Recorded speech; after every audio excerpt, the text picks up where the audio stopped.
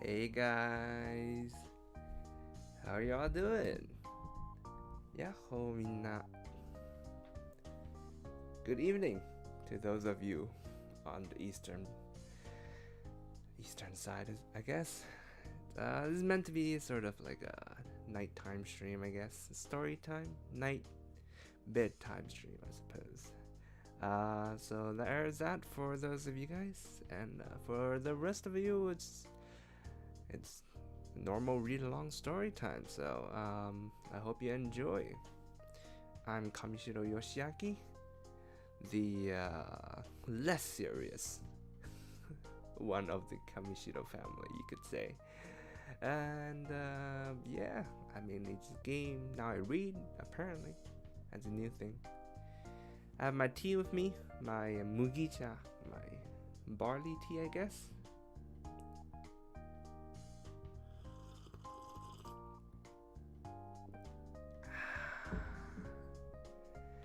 So we're just here to have a chill time, just read a book, and I hope you enjoy.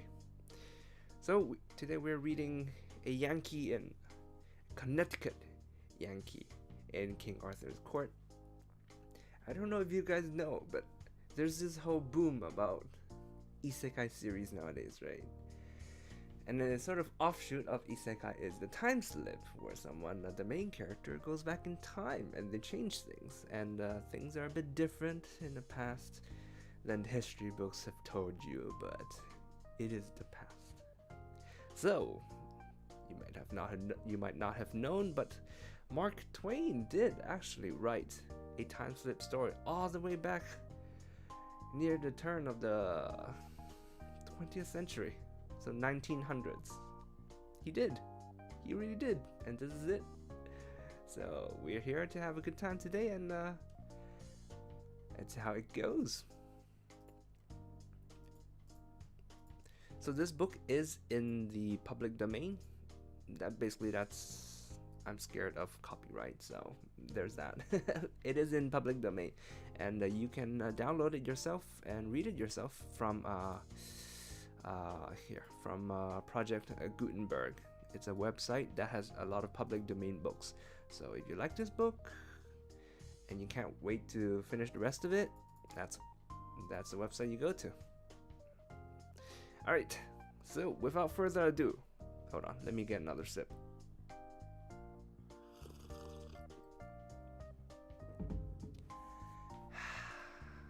Without further ado, let's get started. Okay, first a word of explanation. This is not from me, this is from the book. This is from the narrator. A word of explanation from the narrator. It was in Warwick Castle that I came across the curious stranger whom I am going to talk about. He attracted me by three things: his candid simplicity, his marvelous familiarity with ancient armor, and the restfulness of his company, for he did all the talking. We fell together, as modest people will, in the tail of the herd that was being shown through, and he at once began to say things which interested me.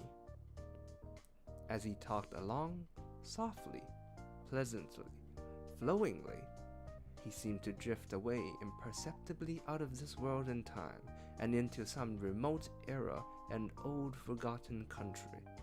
And so he gradually wove such a spell about me that I seemed to move among specters and shadows, and dust and mold of a grey antiquity, holding speech with a relic of it.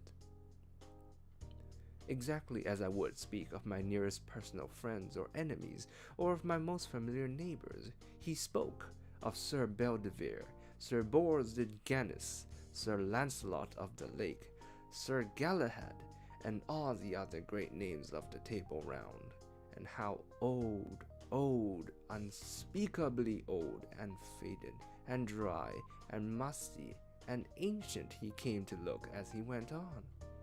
Presently he turned to me and said, just as one might speak of the weather, or of any other common matter, "You know about transmigration of souls. Do you know about transposition of epochs and bodies?" I said I had not heard of it, and he was so little interested, just as when people speak of the other, that he did not notice whether I made him any answer or not. There was half a moment of silence, immediately interrupted by the droning voice of the salaried cicerone. Ancient Hauberg, date of the 6th century, time of King Arthur and the Round Table. Said to have belonged to the knight Sir Gagramore le Desirous. Observe the round hole through the chainmail in the left breast. Can't be accounted for. Suppose it to have been done with a bullet, since invention of firearms, perhaps maliciously by Cromwell's soldiers. My acquaintance smiled, not a modern smile, but one that must have gone out of general use many, many centuries ago, and muttered apparently to himself, "Would ye well, I saw it done." Then after a pause added, "I did it myself." By the time I had recovered from the electric surprise of this remark, he was gone. All that evening I sat by my fire at the Warwick Arms, steeped in a dream of the olden time, while the rain beat upon the windows and the wind roared about the eaves and corners. From time to time I dipped into old Sir Thomas Malory's enchanting book, and fed at its rich feast of prodigies and adventurers, breathed in the fragrance of its obsolete names, and dreamed again. Midnight being come at length, I read another tale for a nightcap, this which here follows, to wit: How Sir Lancelot slew 2 giants, and made a castle free. Anon withal came there upon him 2 great giants, well armed, all save the heads, with 2 horrible clubs in their hands. Sir Lancelot put his shield afore him, and put the stroke away of the one giant, and with his sword he clave his head asunder. When his fellow saw that, he ran away as he were wood, for fear of the horrible strokes, and Sir Lancelot after him with all his might, and smote him on the shoulder, and clave him to the middle. Then Sir Lancelot went into the hall, and there came before him 80 ladies and damsels, and all kneeled unto him, and thanked God and him of their deliverance. For, sir, said they, the most part of us have been here this 7 years their prisoners, and we have worked all manner of silk works for our meat, and we are all great gentlewomen born, and blessed be the time, knight, that thou ever wert born, for thou hast done the most worship that ever did knight in the world, that will we bear record, and we all pray you to tell us your name, that we may tell our friends who delivered us out of prison. Fair damsels, he said, my name is Sir Launcelot du Lake. And so he departed from them, and betaught them unto God. And then he mounted upon his horse, and rode into many strange and wild countries, and through many waters and valleys, where evil was he lodged. And at the last, by fortune, him happened against the night to come to a fair curtilage, and therein he found an old gentlewoman that lodged him with a good will, and there he had good cheer for him and his horse. And when time was, his horse brought him into a fair garret over the gate to his bed. There Sir Launcelot unarmed him, and set his harness by him, and went to bed. And anon he fell on sleep. So soon after there came one on horseback, and knocked at the gate in great haste. And when Sir Launcelot heard this, he rose and looked out at the window, and saw by the moonlight 3 knights come riding after that one man, and all 3 lashed on him at once with swords, and that one knight turned on them knightly again, and defended him. Truly, said Sir Launcelot, yonder one knight shall I help, for it were shame for me to see 3 knights on one, and if he be slain, I am partner of his death. And therewith he took his harness, and went out at a window by a sheet down to the 4 knights. And then Sir Launcelot said on high, Turn you knights unto me, and leave your fighting with that knight. And then they all 3 left Sir Kay, and turned unto Sir Launcelot, and there began great battle, for they alight on all 3, and strake many strokes at Sir Launcelot, and assailed him on every side. Then Sir Kay dressed him for to have holpen Sir Launcelot. Nay, sir, said he, I will none of your help. Therefore, as ye will have my help, let me alone with them. Sir Kay, for the pleasure of the knight, suffered him for to do his will, and so stood aside. And then anon, within 6 strokes, Sir Launcelot had stricken them to the earth. And then they all 3 cried, Sir Knight, we yield us unto you, as man of might matchless. As that, said Sir Launcelot, I will not take your yielding unto me, but so that ye yield you unto Sir Kay, the seneschal. On that covenant I will save your lives, and else not. Fair knight, said they, that were we loath to do, for as for Sir Kay we chased him hither, and had overcome him had ye not been. Therefore, to yield us unto him it were no reason. Well, as to that, said Sir Launcelot, advise you well, for ye may choose whether ye will die or live, for an ye be yielden, it shall be unto Sir Kay. Fair knight, then they said, in saving our lives we will do as thou commandest us. Then shall ye, said Sir Launcelot, on Whitsunday next coming go unto the court of King Arthur, and there shall ye yield you unto Queen Guinevere, and put you all 3 in her grace and mercy, and say that Sir Kay sent you thither to be her prisoners. On the morn Sir Launcelot arose early, and left Sir Kay sleeping, and Sir Launcelot took Sir Kay's armor and his shield, and armed him, and so he went to the stable and took his horse, and took his leave of his host, and so he departed. Then soon after arose Sir Kay, and missed Sir Launcelot, and then he espied that he had his armor and his horse. Now by my faith I know well that he will grieve some of the court of King Arthur, for on him knights will be bold, and deem that it is I, and that will beguile them, and because of his armor and shield I am sure I shall ride in peace. And then soon after departed Sir Kay, and thanked his host. As I laid the book down, there was a knock at the door, and my stranger came in. I gave him a pipe and a chair, and made him welcome. I also comforted him with a hot Scotch whiskey, gave him another one, and still another, hoping always for his story. After a 4th persuader, he drifted into it himself, in a quite simple and natural way.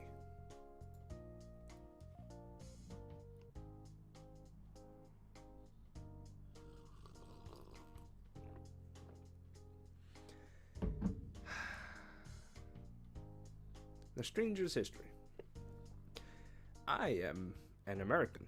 I was born and reared in Hartford, in the state of Connecticut. Anyway, just over the river, in the country.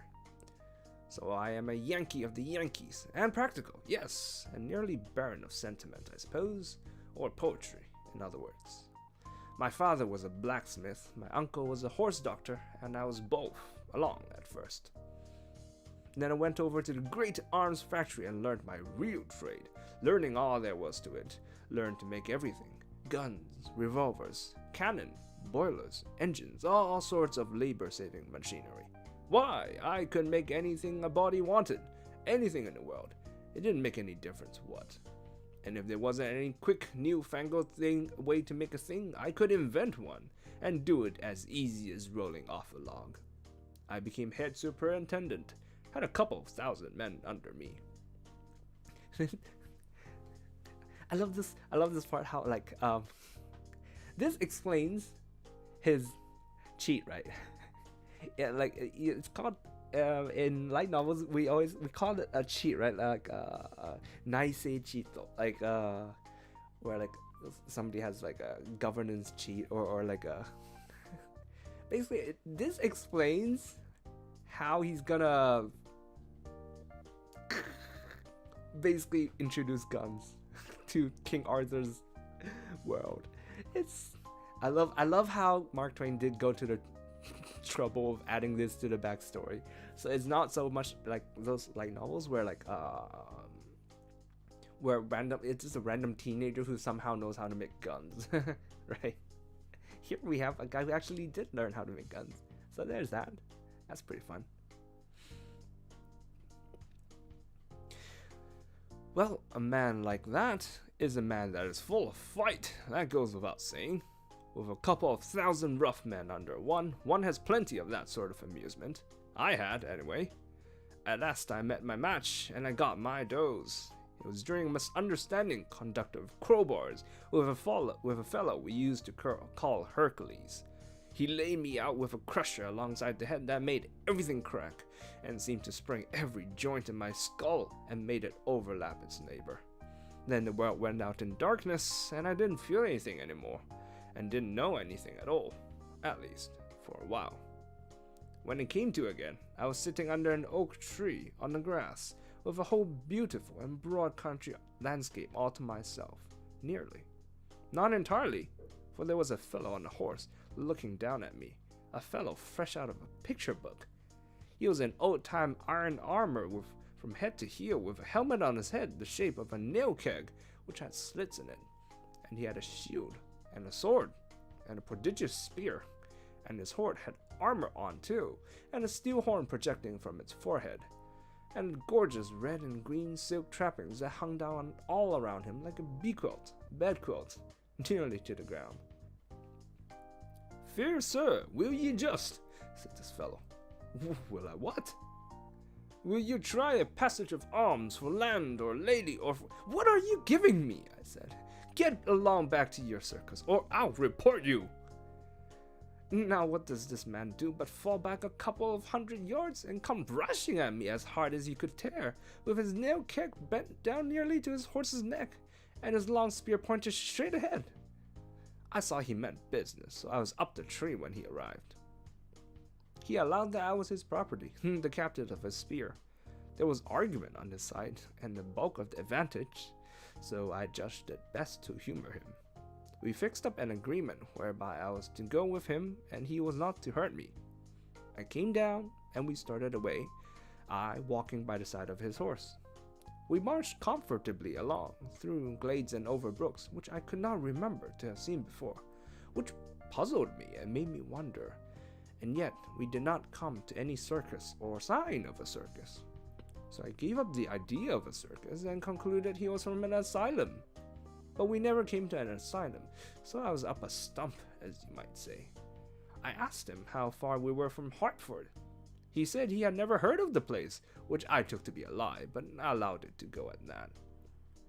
At the end of an hour, we saw a faraway town sleeping in a valley by a winding river, and beyond it, on a hill, a vast grey fortress with towers and turrets, the first I had ever seen out of a picture. "Bridgeport?" said I, pointing. "Camelot," said he. My stranger had been showing signs of sleepiness. He caught himself nodding now and smiled one of those pathetic, obsolete smiles of his, and said, "I find it can't go on, but come with me. I've got it all written out, and you can read it if you like." Oh no, this is not the story. This is the stranger and the narrator. Okay. My stranger had been showing signs of sleepiness. He caught himself nodding now, and smiled one of those pathetic, obsolete smiles of his, and said, "I find I can't go on, but come with me. I've got it all written out, and you can read it if you like." In his chamber, he said, "First I kept a journal, then by and by, after years, I took the journal and turned it into a book. How long ago that was!" He handed me his manuscript and pointed out the place where I should begin. "Begin here. I've already told you what goes before." He was steeped in drowsiness by this time. As I went out at his door, I heard him murmur sleepily, give you good then, fair sir." I sat down by my fire and examined my treasure. The first part of it, the great bulk of it, was parchment and yellow with age. I scanned the leaf particularly and saw that it was a palimpsest. Under the old dim writing of the Yankee historian appeared traces of a penmanship which was older and dimmer still. Latin words and sentences. Fragments from old monkish legends, evidently. I turned to the place indicated by my stranger and began to read as follows.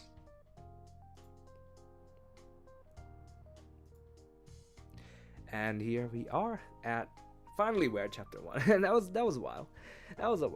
But finally we're at chapter 1. Let's do this. No. Let's grab some water first. Tea. I meant tea. This is tea.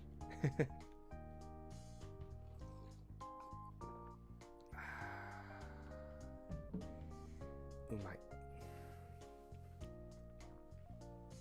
Camelot, said I to myself. I don't seem to remember hearing of it before. Name of that asylum, likely. It was a soft, reposeful summer landscape, as lovely as a dream, and as lonesome as Sunday. The air was full of the smell of flowers, and the buzzing of insects, and the twittering of birds, and there were no people, no wagons, there was no stir of life, nothing going on. The road was mainly a winding path with hoofprints in it, and now and then a faint trace of wheels on either side in the grass, wheels that apparently had a tire as broad as one's hand. Presently, a fair slip of a girl, about 10 years old, with a cataract of golden hair streaming down over her shoulders, came along. Around her head she wore a hoop of flame-red poppies. It was as sweet an outfit as ever I saw, what there was of it. She walked indolently along with a mind at rest, its peace reflected in her innocent face. The circus man paid no attention to her, didn't even seem to see her, and she was no more startled at his fantastic makeup than if she was used to his like every day of her life. She was going by as indifferently as she might have gone by a couple of cows, but when she happened to notice me, then there was a change. Up went her hands, and she was turned to stone. Her mouth dropped open, her eyes stared wide and timorously. She was the picture of an astonished curiosity touched with fear. And there she stood gazing in a sort of stupefied fascination, till we turned a corner of the wood and were lost to her view. And then she should be startled at me instead of the other man. It was too many for me. I couldn't make head or tail of it. And that she should seem to consider me a spectacle, and totally overlook her own merits in that respect, was another puzzling thing, and a display of magnanimity too. That was surprising in one so young. There was food for thought here. I moved along, as one in a dream. As we approached the town, signs of life began to appear. At intervals, we passed a wretched cabin, one with a thatched roof, and about it, small fields and garden patches in an indifferent state of cultivation. There were people, too, brawny men with long, coarse, uncombed hair that hung down over their faces and made them look like animals. They and the women, as a rule, wore a coarse tow linen robe that came well below the knee, and a rude sort of sandal, and many wore an iron collar. The small boys and girls were always naked, but nobody seemed to know it. All of these people stared at me, talked about me, ran into the huts and fetched out their families to gape at me, but nobody ever noticed that other fellow, except to make him humble salutation and get no response for their pains. In the town were some substantial windowless houses of stone scattered among a wilderness of thatched cabins. The streets were mere crooked alleys and unpaved. Troops of dogs and nude children played in the sun and made life and noise. Hogs roamed and rooted contentedly about, and one of them lay in a reeking wallow in the middle of the main thoroughfare and suckled her family. Presently, there was a distant blare of military music. It came nearer, still nearer, and soon a noble cavalcade wound into view, glorious with plumed helmets and flashing mail, and flaunting banners, and rich doublets, and horsecloths, and gilded spearheads, and through the muck and swine, and naked brats, and joyous dogs, and shabby huts, it took its gallant way, and in its wake we followed through one winding alley, and then another, and climbing, always climbing, till at last we gained the breezy height where the huge castle stood. There was an exchange of bugle blasts, and then a parley from the walls, where men-at-arms in hauberk and morion marched back and forth with halberd at shoulder under flapping banners with the rude figure of a dragon displayed upon them. And then the great gates were flung open, the drawbridge was lowered, and the head of the cavalcade swept forward under the frowning arches, and we, following, soon found ourselves in a great paved court, with towers and turrets stretched up into the blue air on all the four sides. And all about us the dismount was going on, and much greeting and ceremony, and running to and fro, and a gay display of moving and intermingling colors, and an altogether pleasant stir and noise and confusion. Chapter 2, King Arthur's Court. The moment I got a chance, I slipped aside privately and touched an ancient, common-looking man on the shoulder and said, in an insinuating, confidential way, "Friend, do me a kindness. Do you belong to the asylum, or are you just on a visit, or something like that?" He looked at me stupidly and said, "Marry, fair sir, me name is..." "That would do," I said. "I reckon you are a patient." Rude.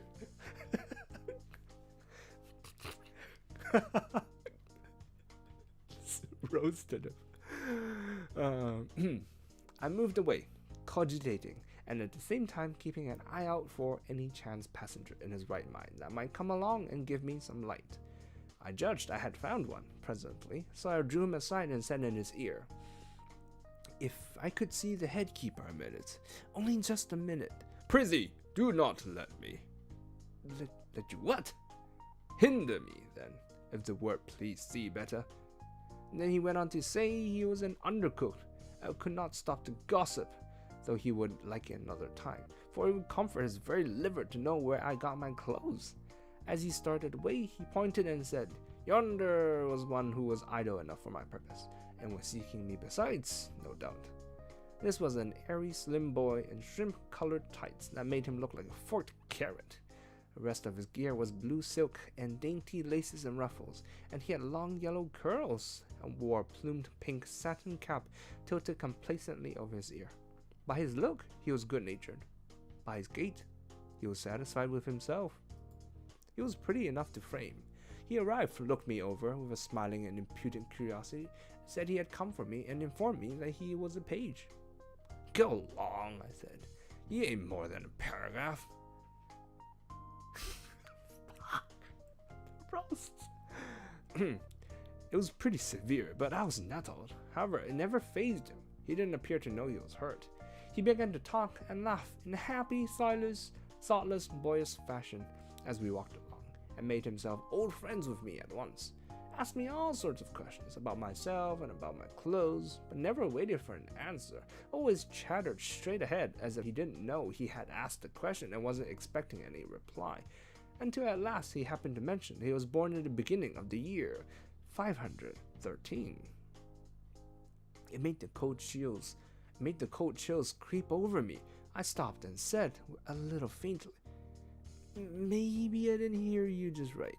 Say it again, and say it slow. What year is it?" 513. 513? You don't look it. Come, my boy, I'm a stranger and friendless. Be honest and honorable with me. Are you in your right mind? He said he was. Are these other people in their right minds? He said they were. And this isn't an asylum? I mean, it isn't really a place where they cure crazy people? He said it wasn't. Well then, I said, either I am a lunatic or something just as awful has happened. Now tell me, honest and true, where am I? In King Arthur's court. I waited a minute to let that idea shudder its way home, and then said, and according to your notions, what year is it now? 528, 19th of June. I felt a mournful sinking at the heart and muttered, I shall never see my friends again. Never, never again. They will not be born for more than 1,300 years yet. I seemed to believe the boy. I didn't know why. Something in me seemed to believe him. My consciousness, as you might say. But my reason didn't. My reason straightway began to clamor. That was natural. I didn't know how to go about satisfying it because I knew that the testimony of men wouldn't serve. My reason would say they were lunatics and throw out their evidence. But all of a sudden, I stumbled on the very thing, just by luck. I knew that the only total eclipse of the sun in the first half of the 6th century occurred on the 21st of June AD 528 OS and began at 3 minutes after 12 noon. I also knew that no total eclipse of the sun was due in what to me was the present year, i.e. 1879. So, if I could keep my anxiety and curiosity from eating the heart out of me for 48 hours, I should then find out for certain whether this boy was telling me the truth or not.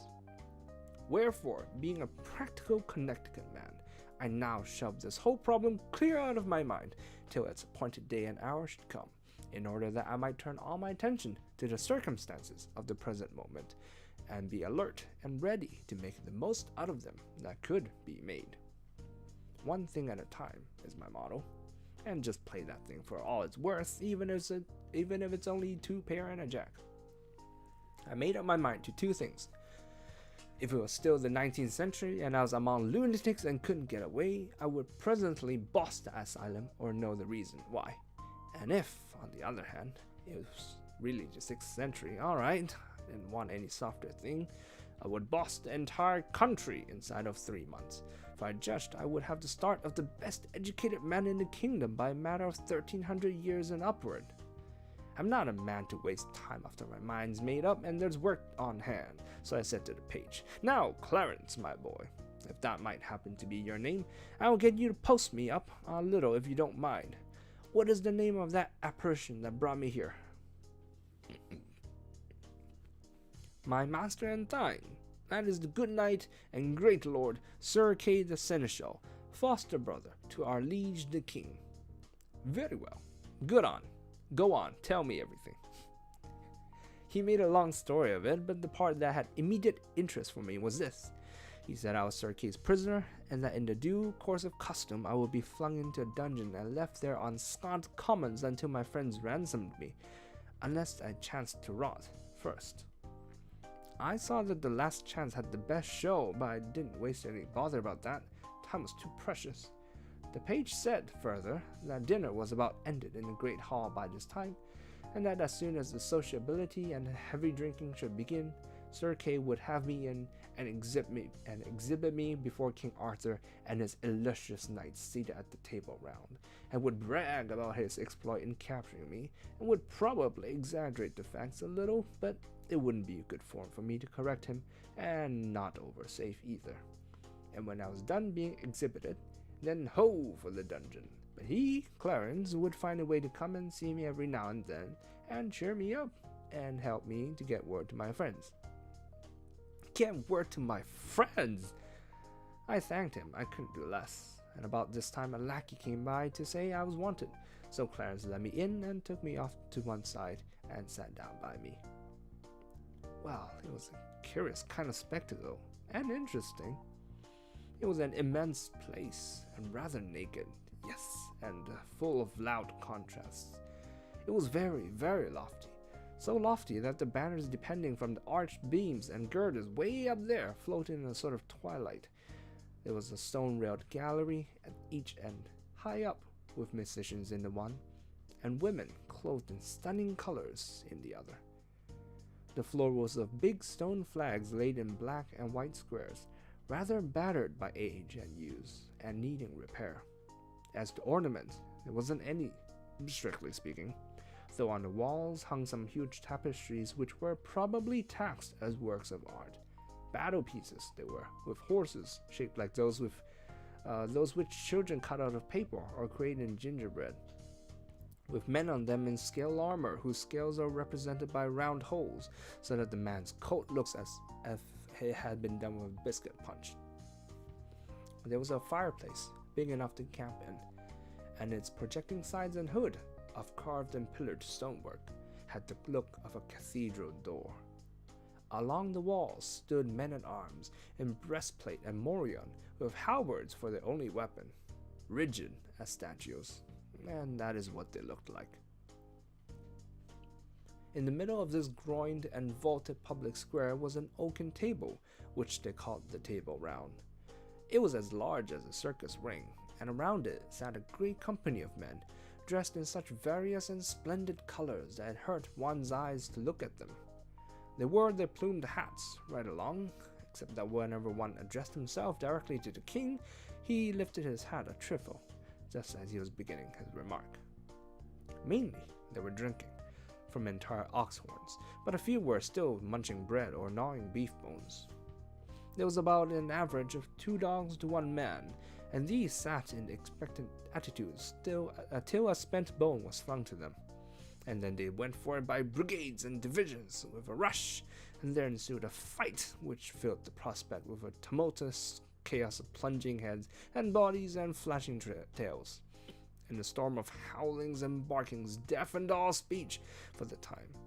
But that was no matter, for the dogfight was always a bigger interest anyway. The men rose sometimes to observe it the better and bet on it, and the ladies and the musicians stretched themselves out over the balusters of the same object, and all broke into delighted ejaculations from time to time.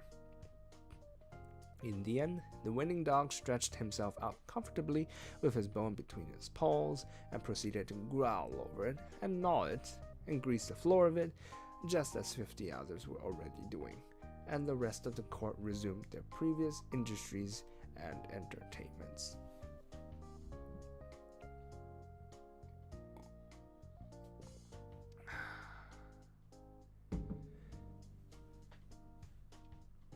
As a rule, the speech and behavior of these people were gracious and courtly, and I noticed that they were good and serious listeners when anybody was telling anything. I mean in a dog-fightless interval. And plainly, too, they were childlike and innocent lot, telling lies of the stateliest pattern with a most gentle and winning naivety, and ready and willing to listen to anybody else's lie, and believe it, too.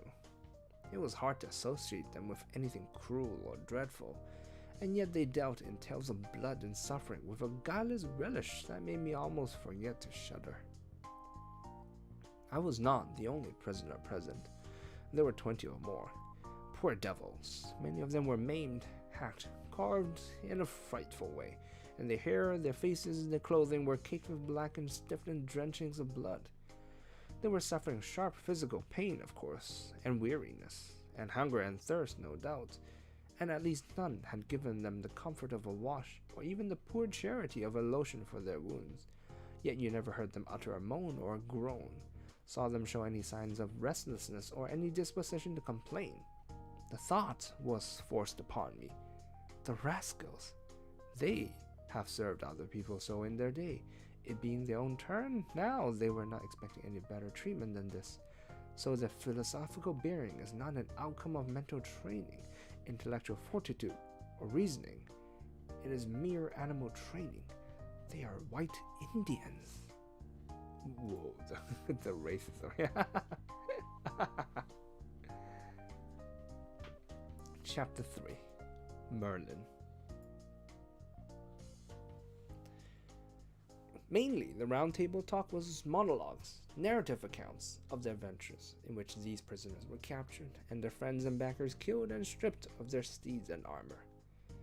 As a general thing, as far as I could make out, these murderous adventures were not forays undertaken to avenge injuries, nor to settle old disputes or sudden fallings out. No!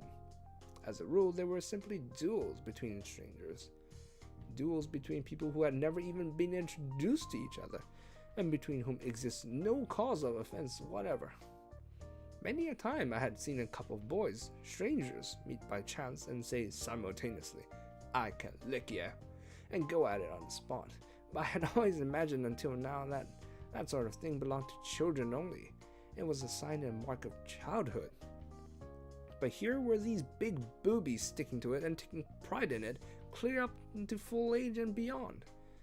Yet there was something very engaging about these great, simple-hearted creatures, something attractive and lovable. There did not seem to be brains enough in the entire nursery, so to speak, to bait a fishhook with, but he didn't seem to mind that after a little, because he soon saw that brains were not needed in a society like that, and indeed would have marred it, hindered it, spoiled its symmetry, perhaps rendered its existence impossible. There was a fine manliness observable in almost every face, and in some a certain loftiness and a sweetness that rebuked your belittling criticisms and stilled them. A most noble benignity and purity reposed in the countenance of him they called Sir Galahad, and likewise in the king's also. And there was majesty and greatness in the giant frame and high bearings of Sir Launcelot of the Lake. There was presently an incident which centered general interest upon this Sir Launcelot. At a sign from a sort of master of ceremonies, 6 or 8 of the prisoners rose and came forward in a body and knelt on the floor and lifted up their hands towards the ladies' gallery and begged the grace of a word with the queen. The most conspicuously situated lady in that massed flower bed of feminine show and finery inclined her head by way of accent, and then the spokesman of the prisoners delivered himself and his fellows into her hands for free pardon, ransom, captivity, or death, as she in her good pleasure might elect. And this, as he said, he was doing by command of Sir Kay the Seneschal, whose prisoners they were, he having vanquished them by his single might and prowess in sturdy conflict in the field. Surprise and astonishment flashed from face to face all over the house. The queen's gratified smile faded out at the name of Sir Kay, and she looked disappointed, and the page whispered in my ear with an accent and manner expressive of extravagant derision, "Sir Kay, forsooth! Oh, call me pet names, dearest. Call me a marine. In twice 1,000 years shall the unholy invention of man labor at odds to beget the fellow to this majestic lie." Every eye was fastened with severe inquiry upon Sir Kay, but he was equal to the occasion. He got up and played his hand like a major, and took every trick. He said he would state the case exactly according to the facts. He would tell the simple, straightforward tale without comment of his own. "And then," said he, "if ye find glory and honor due, ye will give it unto him who is the mightiest man of his hands that ever bare shield or strake with sword in the ranks of Christian battle, even him that sitteth there." And he pointed to Sir Launcelot. He fetched them. It was a rattling good stroke. Then he went on and told how Sir Launcelot, seeking adventures, some brief time gone by, killed 7 giants at one sweep of his sword, and set 142 captive maidens free. How many maidens? How many? This is kidnapping. Come on, this is kidnapping. Fuck. And then went further, still seeking adventures, and found him, Sir Kay, fighting a desperate fight against 9 foreign knights, and straightway took the battle solely into his own hands, and conquered the 9. And that night Sir Launcelot rose quietly and dressed him in Sir Kay's armor, and took Sir Kay's horse, and got him away into distant lands, and vanished 16 knights in one pitched battle, and 34 in another. And all these, and the former 9 he made to wear that about Whitsuntide they would ride into Arthur's court, and yield them to Queen Guinevere's hands, as captives of Sir Kay the Seneschal, spoil of his knightly prowess. And now here were these 6, and the rest would be along as they might be healed of their desperate wounds. How many knights are you guys fucking killing, man? This one guy killed 9 guys. He killed 34 guys. I can't imagine how hard it is to become a knight. He's killing them by the scores. What is this? Obviously it's a lie, but it's so funny. Well, it was touching to see the queen blush and smile, and look embarrassed and happy, and fling furtive glances at Sir Launcelot that would have got him shot in Arkansas to a dead certainty. Everybody praised the valor and magnanimity of Sir Launcelot, and as for me, I was perfectly amazed that one man, all by himself, should have been able to beat down and capture such battalions of practiced fighters. I said as much to Clarence, but this mocking featherhead only said, and Sir Kay hadn't had time to get another skin of sour wine into him. He had seen that Count Doubleout. I looked at the boy in sorrow, and as I looked, I saw a cloud of a deep despondency set upon his countenance. I followed the direction of his eye, and saw that a very old and white-bearded man, clothed in a flowing black gown, had risen, and was standing at the table upon unsteady legs, and feebly swaying his ancient head and surveying the company with his watery and wandering eye.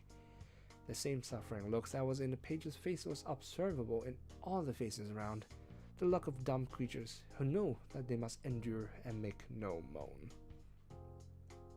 "Marry, we shall have it again," sighed the boy. "That same old weary tale that he hath told 1,000 times in the same words, and that he will tell till he dieth, every time he has gotten his barrel full, and feeleth his exaggeration mill working. Would God I had died, or I saw this day." "Who is he?" "Merlin, the mighty liar and magician. Perdition singe him for the weariness he worketh with his one tail. But that men fear him for that he hath the storms and the lightnings and all the devils that be in hell at his beck and call.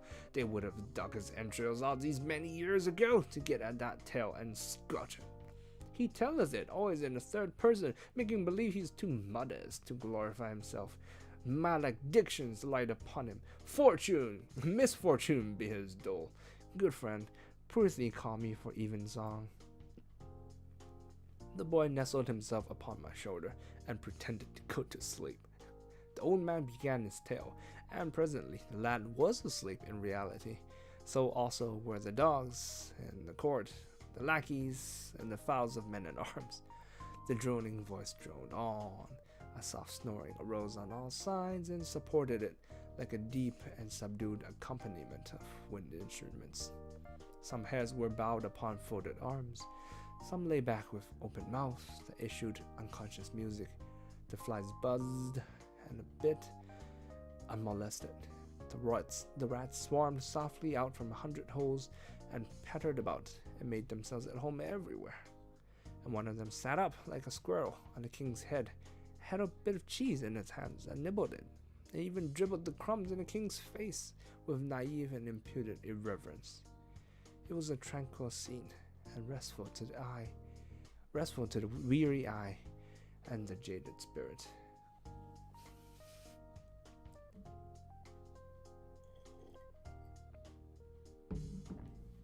Mark Twain writes the King Arthur and the Knights like some stupid retards. As he said, simple men. And Merlin is a liar, apparently, huh? Merlin is this big fella who only knows one tale. Oh boy. This was the old man's tale, he said. Right, so the king and Merlin departed, and went unto an hermit, that was a good man and a great leech. So the hermit searched all his wounds, and gave him good salves. So the king was there 3 days, and then there were his wounds well amended, that he might ride and grow, and so departed. And as they rode, Arthur said, "For I have no sword." "No force," said Merlin, "hereby is a sword that shall be yours, and I may." So they rode till they came to a lake, the which was a fair water and broad, and in the midst of the lake Arthur was ware of an arm clothed in white samite, that held a fair sword in that hand. "Lo," said Merlin, "beyond is that sword that I spake of." With that they saw a damsel going upon the lake. "What damsel is that?" said Arthur. "That is the lady of the lake," said Merlin, "and within that lake is a rock, and therein is as fair a place as any on earth, and richly beseen. And this damsel will come to you anon, and then speak ye fair to her, that she will give you that sword." Anon withal came the damsel unto Arthur, and saluted him, and he her again. "Damsel," said Arthur, "what sword is that yonder the arm holds about the water? I would it were mine, for I have no sword." Sir King Arthur, said the damsel, that sword is mine, and if ye will give me a gift when I ask it you, ye shall have it. By my faith, said Arthur, I will give you what gift you will ask.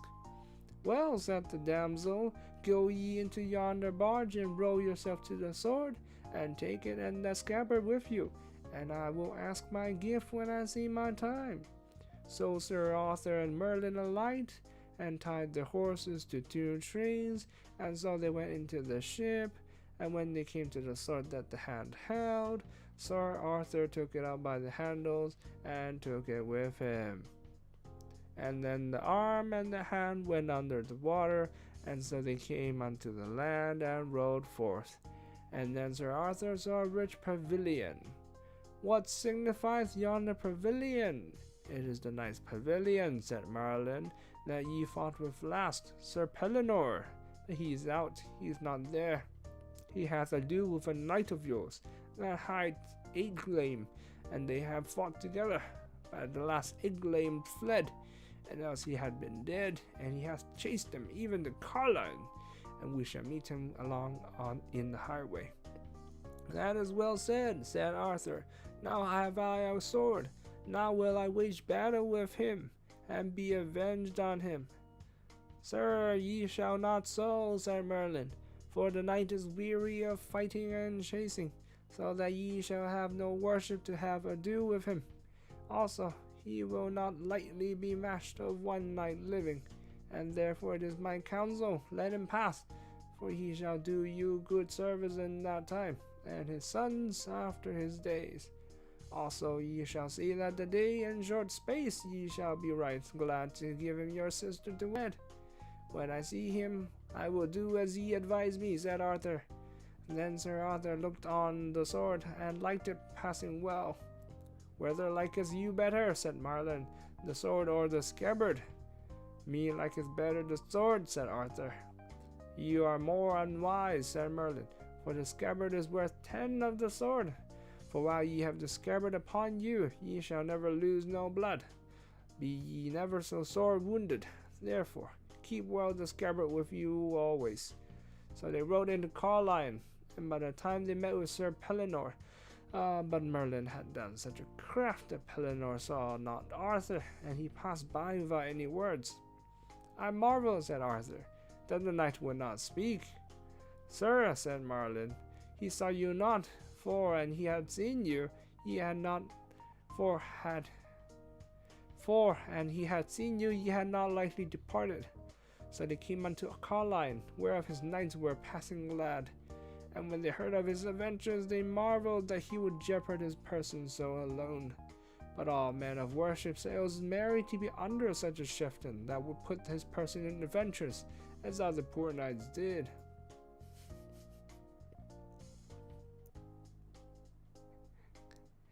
Should I have done that voice for Merlin? I purposely made it sound stupid and boring. And I hope it was stupid and boring. Seems like we have the next chapter. It's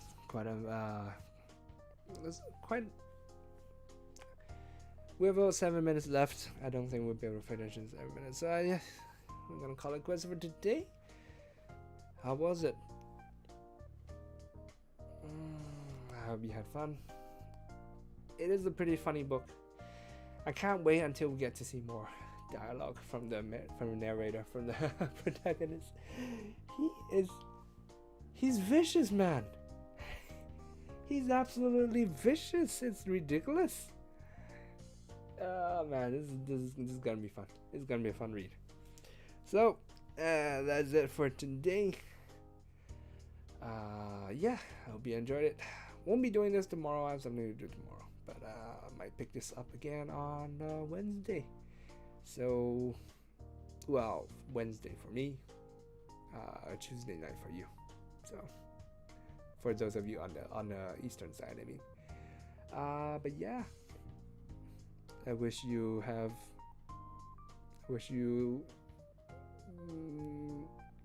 good night of sleep. I wish you a good night of sleep, and go get you some rest.